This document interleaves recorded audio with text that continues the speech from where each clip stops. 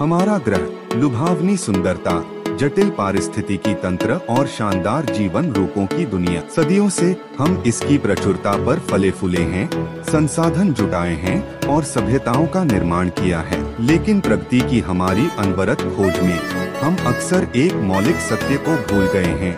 हम अपने पर्यावरण से अलग नहीं हैं, हम इसका एक हिस्सा हैं और हमारे ग्रह का स्वास्थ्य हमारे अपने स्वास्थ्य से अटूट रूप से जुड़ा हुआ है। पर्यावरण प्रदूषण यानी हमारे हवा, पानी और जमीन का हानिकारक पदार्थों से दूषित होना हमारे समय की सबसे गंभीर चुनौतियों में से एक बन गया है।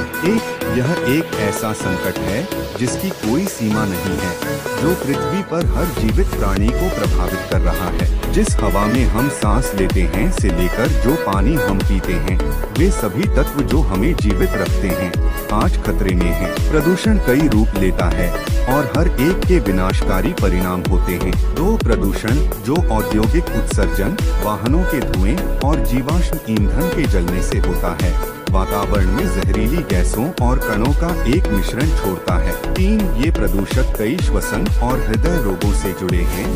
साथ ही ये एसिड रेन और जलवायु परिवर्तन जैसी वैश्विक घटनाओं में भी योगदान करते हैं।